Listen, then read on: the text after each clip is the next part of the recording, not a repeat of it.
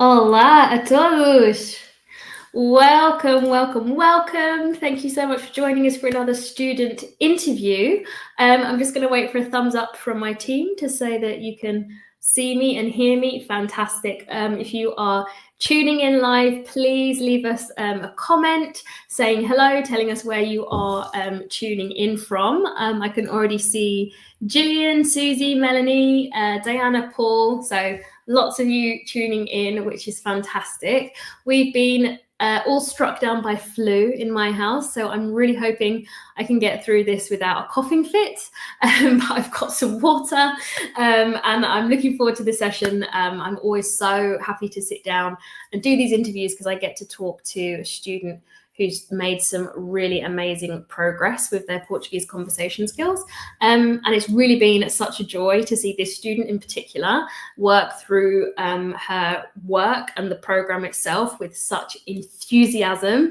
It really does warm a teacher's heart to see it. So her name is Diane. That's who we're going to be talking to today. We're going to talk all about her journey, where she started, where she's at now, and also how she got there. Because the point of this is to really encourage as many of you guys as possible to start learning Portuguese, because I know that it feels scary and hard, but it really is possible. It doesn't matter about your age. It doesn't matter about how many times you've tried and failed. It really will make a difference to your relationships and your life, as Diane is going to share with us today. Lots more hellos coming in from Virginia, from Porto, from Oregon in the USA, from Tomar. So you guys are all over the place. I love it. So if you are tuning in, you probably do already know who I am. My name is Liz, and I host the YouTube channel Talk the Streets that teaches practical Portuguese in plain English. I'm also the creator of the Portuguese Pro program, which is an online course and community that will take you from saying your very first words up to having your first conversations with native speakers. And that is how I met Diane, another wonderful student that I can't wait for you to meet. So let's go ahead and add her to the stream so we can hear her story. Hi, Diane. Hi, everybody. It's so great to see you. I can't wait to share your inspiring story today. So let's start at the beginning. Obviously, I know who you are, but for all those people who are tuning in, tell us a bit about who you are and why you decided to learn Portuguese. Okay, well, my name is Diane Soto. I live near Chicago in Illinois in the United States, and I'm about 4.5 years from retirement now. That didn't really have anything to do with me wanting to learn Portuguese until I went on a vacation to Lisbon in June of 24. And it was just a destination that our travel agent picked for us after kind of learning like what my interests were, what my family's interests were, and what our speed was. And she picked a great place. So Amazing. So you fell in love, right? How did you feel when you first came to Portugal? yeah, I really did. It was like this is my place. Is kind of how I felt, and yeah, and I wanted to see more of Portugal.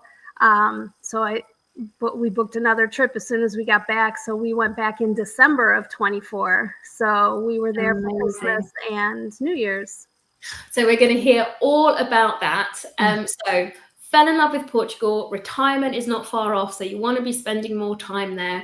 But when it came to actually learning Portuguese, what were some of the obstacles you came across? Because I know when you came for the first time, you thought, well, hey, I know Spanish. I'm probably going to pick it up. This is going to be easy. How did it actually go? What were some of the obstacles you came across when you first came to Portugal and experienced the language? Yeah, well, I didn't want to make any assumptions that my Spanish background would like do it all for me. And so before we came to Lisbon, I spent about 3 months on Duolingo. And I, with my Spanish background, with 3 months of earning badges and, moving along with the green owl, I thought, okay, my first trip there, I won't be able to say a lot, but I won't I'll be able to interact. And but then we got there, and immediately I was stunned, like stunned to silence almost. I was like, I thought I was doing pretty well, but I could not really recognize anything that was being spoken to me. Um, so then I learned that there's a difference between Brazilian Portuguese and European Portuguese. Yeah, so this is the path that a lot of people go down when they start to learn by themselves. They think, cool, I'm going to learn Portuguese. We're going to Portugal. Let's do Duolingo. But it is a false start in a way, not because it's going to teach you things that are incorrect, like Brazilian and European Portuguese are the same language, but it's listening, right? When you're listening to people out in the streets in Portugal, you're going to think, oh, okay, this is not what I am used to at all. So let me know in the comments if you relate to any of the things that Diane is talking about, and you can, of course, drop questions in there for her as well. We will come to those at the end. So, okay, it's a very familiar story. You came to Portugal when you said, okay, I don't understand anything. But then when you did start working with us, you just mentioned you came back this time to Porto.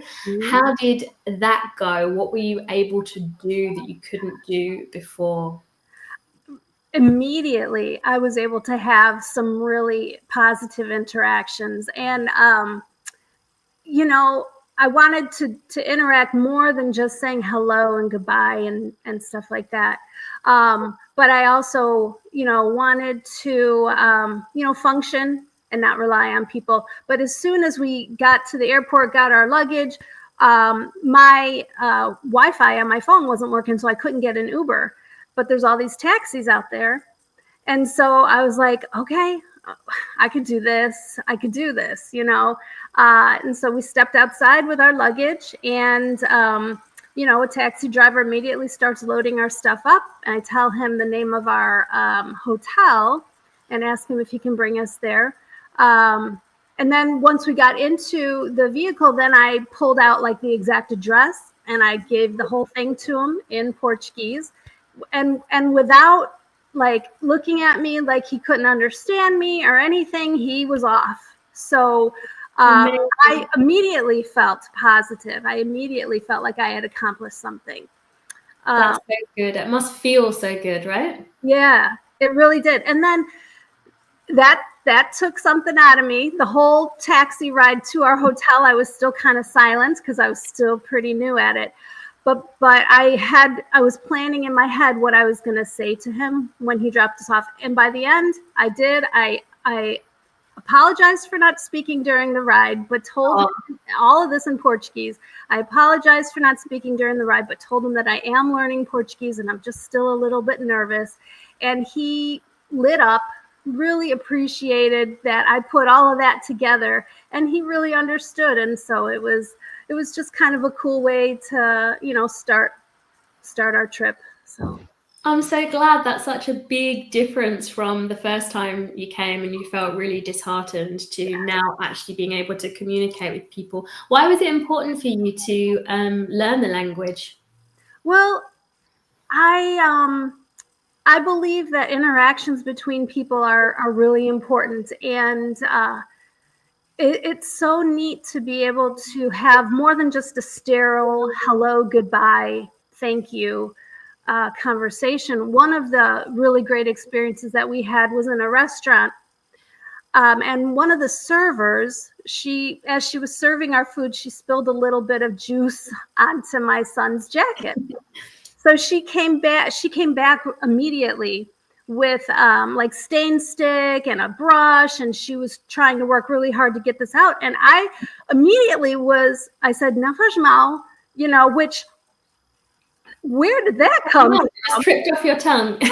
I'm like, it's no problem. Don't worry about it, And I'm like, no, it's fine. It's fine. And I could tell she was nervous, and I don't know if she, was expecting us to be angry or to get in trouble with her boss or something like that. But because I said that, and she could tell by the expression in my voice, she could tell that, it was going to be okay. And, I explained it's fine, it's not expensive. And Amazing. And you yeah, were able to do all of that in Portuguese. yes. That's really great. So just like you said, it put her at ease. Yeah. It made what could have been like a stressful situation, it just kind of diffused it really, because you were able to speak to her. So that's a really great example. I love that. Yeah, everybody's been agreeing with you in the comments about how knowing another language can sometimes actually be a hindrance, and it's really, really tricky. Yeah. So if you have just tuned in, I'm here with my student Diane,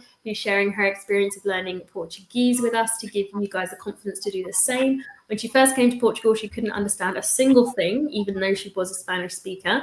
But now on her second trip to Portugal, as she's just been explaining, she's had a completely different time and able to really communicate and get around, which has been really joyful. So if this is something that you want to do as well, go to talkthestreets.com/apply to see if you qualify for an application call with us, because we would love to have more people come and join us inside the program. So if this is sounding good and you want to find out more, then that is what you need to do. So Diane, we have to hear your Portuguese. We've heard the stories of how, you're feeling more confident with it and you're able to get around, but we would love to actually hear your Portuguese. So we've picked out a dialogue that you wrote yourself, which is amazing. And it's all in the past tense, talking about holidays. It follows the format of the dialogues that we put together. But it's so impressive that you wrote it yourself. You pronounced it beautifully. We hardly had anything to correct. Did you imagine you'd be able to put something like this together? Because it's only been September you joined, right? Yes, just September. And no, I did not think that I could. And the whole reason that I wrote that particular dialogue was because I knew I needed practice with the past tense, the preterite tense.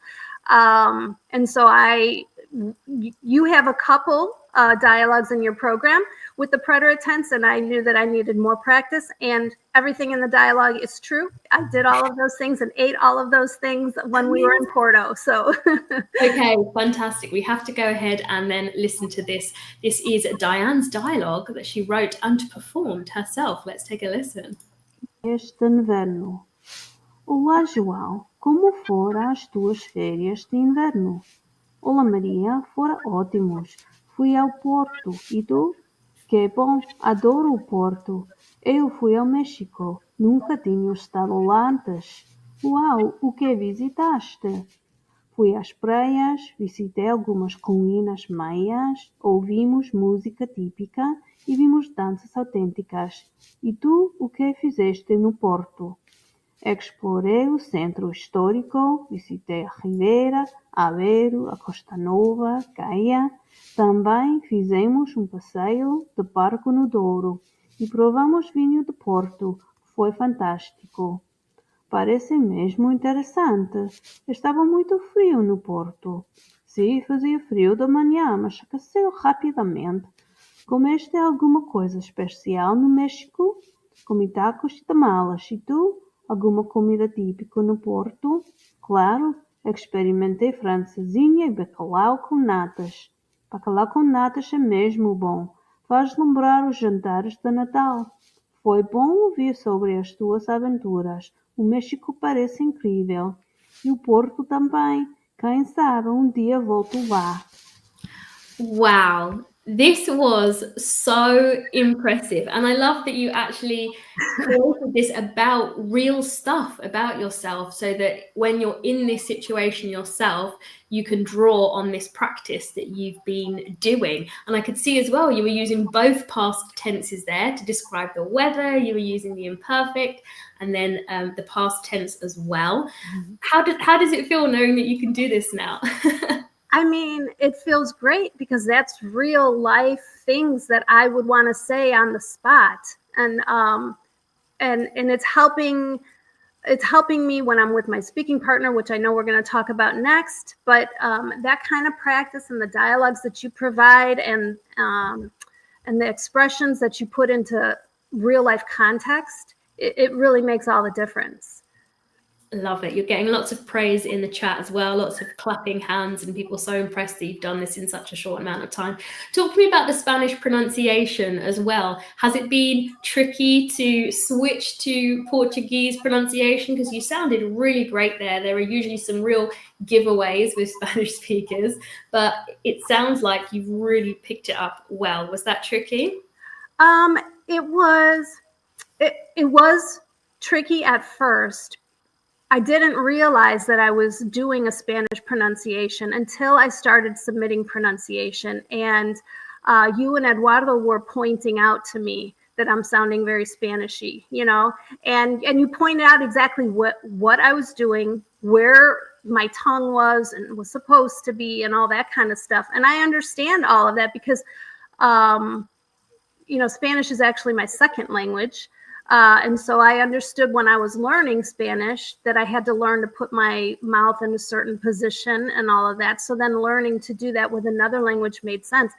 And, you know, it was uncomfortable at first. I would definitely fall into Spanish pronunciation. But again, with every weekly submission and correction that I got, there were fewer and fewer errors.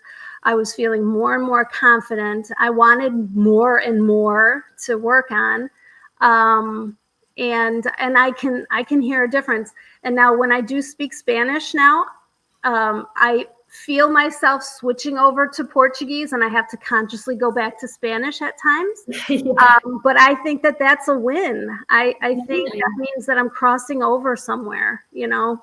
Absolutely. That's brilliant. That's so interesting. We have got some questions starting to come through in the chat, which we will come to at the end. So if you do have any questions for Diane about her learning journey and how she's managed to have this success, then please drop them there and we will come back to those. So if you have just tuned in, I know we're gaining people as we go along. So if you have tuned in, this is my student Diane, who is sharing her experience of learning Portuguese with us to give you guys the confidence to do the same. When she first came to Portugal, couldn't understand a thing, very common story, too much Duolingo and not enough listening to European Portuguese. But now she's able to do so much more, and we just had a brilliant dialogue from her. So if you do want to find out more about working with us, just go to talkthestreets.com/apply to see if you qualify for an application call with us, and we would love to see more people come and join us inside the program. So if this is sounding good and you want to find out more, that's what you need to do.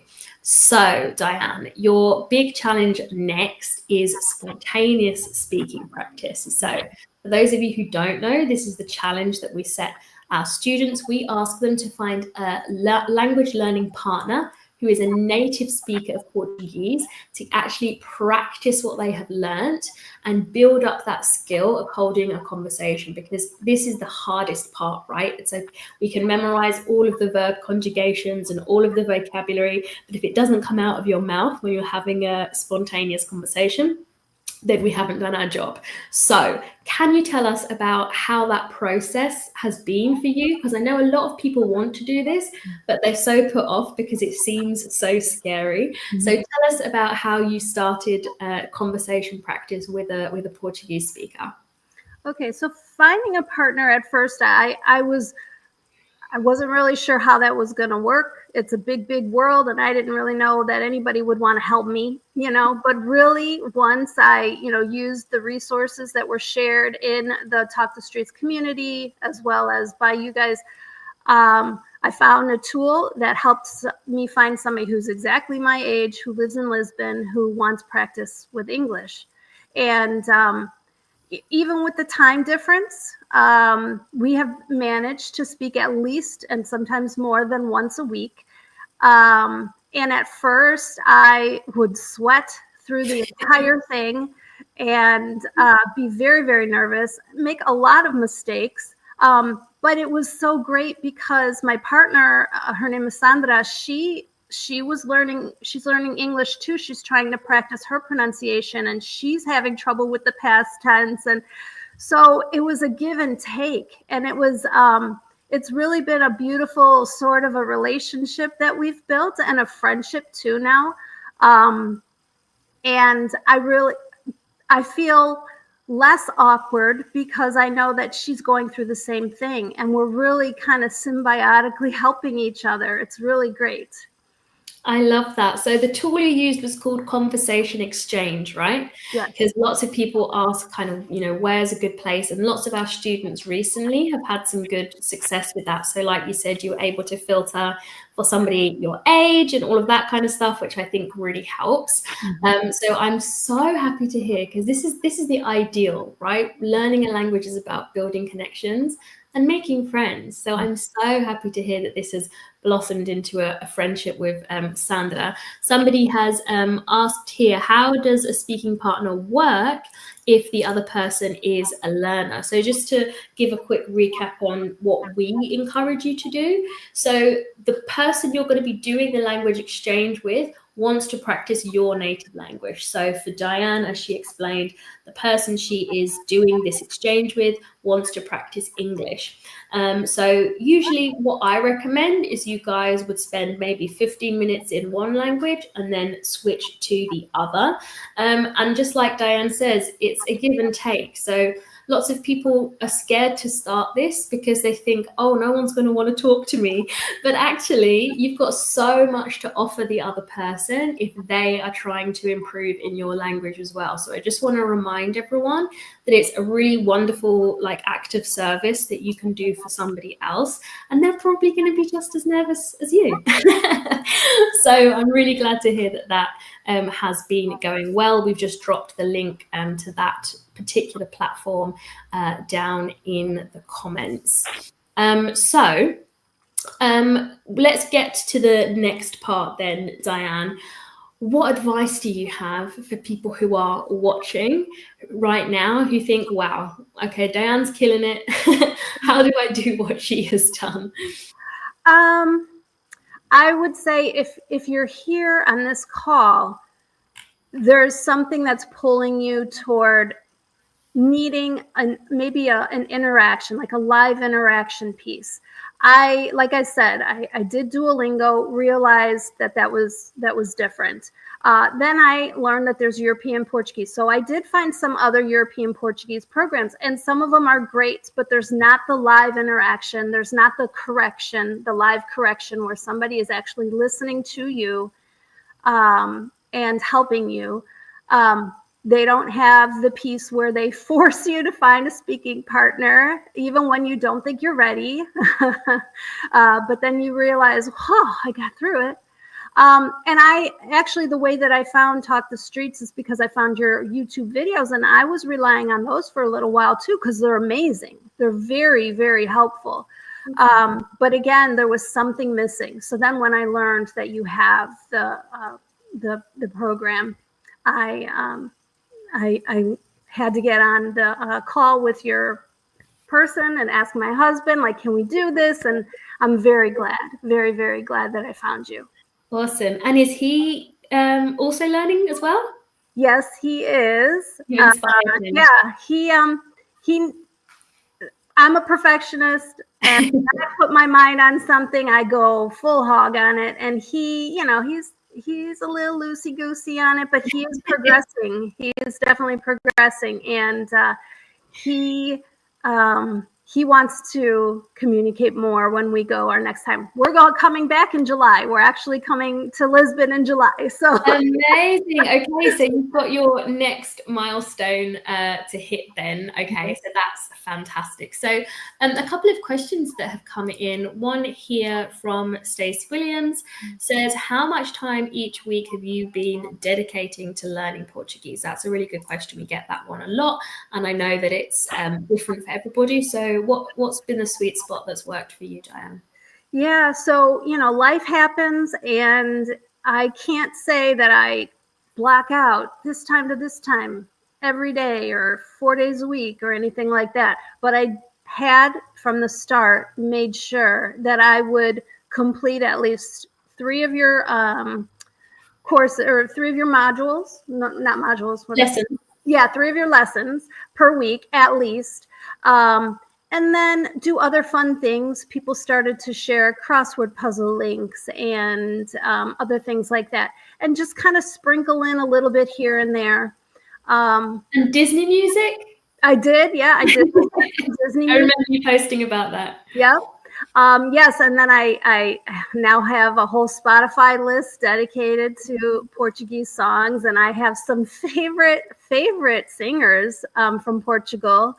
And so now I'm in the car, and it's constantly coming into my head as I'm driving to and from work. So it's it's not immersion, but it's reinforcement. And yeah, so I don't know how many hours a week would I say.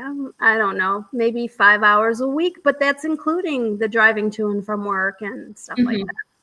That's a really good tip. Yeah, I mean, you can have your sort of sit down and study times. Yeah. But then the more things you can supplement, I call them like side dishes. So I believe you do need like structured sessions to move you forwards with learning the language. But then there are so many other things you can do to supplement. So like you say, some of our favorite things that we recommend is a website called conjuguemos.com, where they have games and crossword puzzles and battleship to help you practice your verbs. Using music is also a really great idea and lots of fun. You've been experimenting with ChatGPT as well, and like getting them to recommend you things, which I think is a really, really great idea as well. So that's awesome. So final question I have to ask is, would you recommend the Portuguese program, Diane? Yeah, without a doubt. Without a doubt. I'm so happy. So you're coming back in July already. Are you going to set yourself any new challenges? Because I know you have completed the whole course in such record timing. So I'm wondering what's next for you as you prepare for that next trip. What are you going to be doing? How are you going to be spending your time to make sure you keep that Portuguese sharp? Yeah, well, I don't consider that I have finished the course, because the resources are still there for me, so I still feel like I'm one of your students. I still feel like hi Dina's classmate. Several students here, yeah. Hi, everyone. I still feel like I'm part of this community where we share resources, and and I found all of these, supplements. And so I'm going to continue working on a regular basis on all of these things. When I have questions, I'm going to pose them to the people in the community. When I, want my pronunciation checked again, I'm going to be continuing to submit pronunciation, because it's not perfect. Hi, Dina. Wonderful. Well, I'm so glad. And just another quick question from somebody who has said, I was told you only teach basic Portuguese, and that dialogue was way more advanced than that. So yes, it's true. We don't get to the past tense until module 5 of my program. So Portuguese Pro really does start at 0. We start with pronunciation. And so literally from pronouncing your first words ever in Portuguese. And then we end with you being able to hold a conversation and using the past, present, and future. So it kind of spans A1 and A2. And the dialogue that we shared that Diane had put together was with stuff that she'd learned in module 5. And there are 6 modules. So it's pretty much near the end. So that's just a quick explanation of what we do. Okay. Oh, and somebody has also said in the comments, today I got to play a harp for Portuguese kindergartners, and it felt so cool to be able to communicate with them. Thanks, Liz, Eduardo, and team. Oh, I'd love to hear that. Please keep your stories coming in via the comments of times that you've been able to use your Portuguese and that has been joyful for you, because it really is so joyful for us to see. And it's been so nice to talk to you today, Diane. That is all we've got time for. We're just about at our 13-minute mark, but I know that you have inspired lots of people today. So if you listening at home want to do this too, if you want to be able to feel confident with your Portuguese conversation skills and enjoy life in Portugal, then please do apply to Portuguese Pro. Just go to talkthestreets.com/apply. We do have a little bit of a wait list, but we always get through our applications as quickly as we can, and we would love to see more of you there. Okay, wonderful. Well, I will say tchauzinho, but thank you so much for joining us, Diane, and I will see you now over in the pronunciation session that we're going to go to. All right, thank you so much for tuning in, everybody. We will see you again soon. Ciao, ciao.